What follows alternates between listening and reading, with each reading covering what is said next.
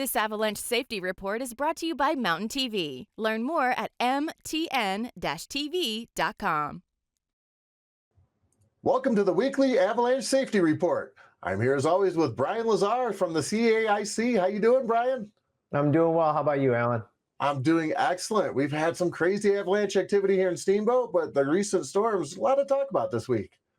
Yeah, and let me just start with the recent storms because it's led to generally easing avalanche conditions because we're going back into another dry period, but it has complicated things just a little bit.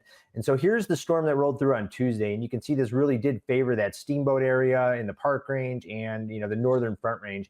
This led to a brief uptick in avalanche danger, some periods of even considerable avalanche danger.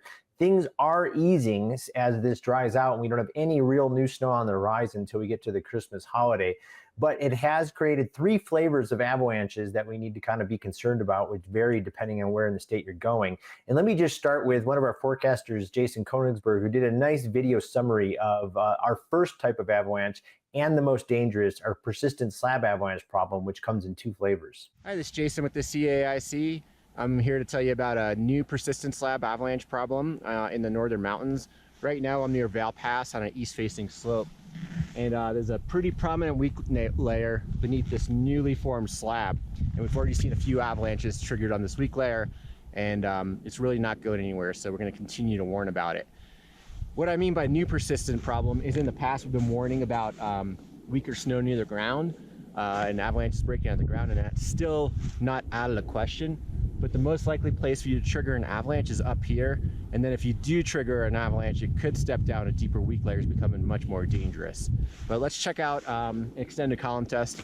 I'm almost positive it's gonna propagate. Just when I was digging out these sides, the slab was just sliding off of the weak snow beneath. But let's have a look. So on 6 taps, we got propagation. And this is about the size of the avalanche you can trigger.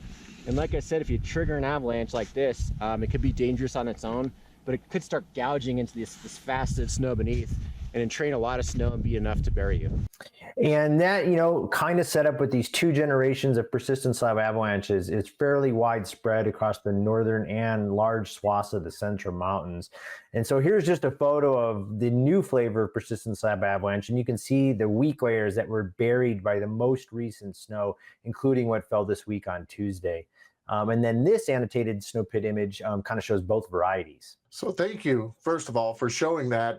As this illustrates, along with Jason's video, a lot of times folks just see the surface snow on top. They don't understand what's underneath. So this is really helpful.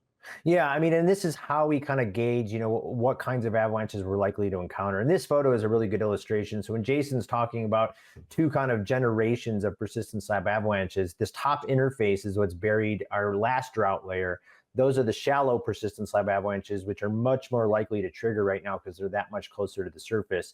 And then we've got this old interface where we've got essentially the old early season snow near the ground. And so these are our two generations of persistent slab avalanche. And we will see clear signs of instability from Mother Nature related to this particular avalanche problem, including big audible womping collapses and shooting cracks like we have here. And this is a clear sign that you found this problem most pronounced and worrisome on high elevation, north and east facing slopes. Our other kind of avalanche problem is related to all this new snow drifting. And you can see wind drifting like this can create stiff wind drifted slabs. This is our wind slab avalanche problem, which looks a lot like this. A good example from Loveland Pass here on Bonita Peak. And you can see, as Jason mentioned, once you get these wind drifted slabs to break, they can gouge into that older, weaker snow and run quite a long ways, and training snow as they move down, which is related to, in a segue to our third kind of avalanche problem, which is when we get weak enough snow on the surface, it can just slough in these loose, dry avalanches. Generally, these avalanches are going to be pretty small, but if you're in steep, long-running terrain like in that last photo, or you're above terrain traps like creek beds, gullies, or over cliffs, these things can present a problem. So three flavors of avalanche: persistent slab avalanches, wind slab avalanches, and loose, dry avalanches. And the degree of those and where they're most dangerous varies a bit depending where you go in the state. So make sure to check your local avalanche forecast. Wow, that last one, that's that image, watching it cascade down like a waterfall. That's amazing. They are pretty to watch as long as you're not out, entrained in the debris. I'd much rather have that view for sure. Well, you can always stay up to date with the latest forecast at colorado.gov/avalanche. Enjoy the backcountry and be sure to stay safe and stay alert. Thanks, Brian. Thank you.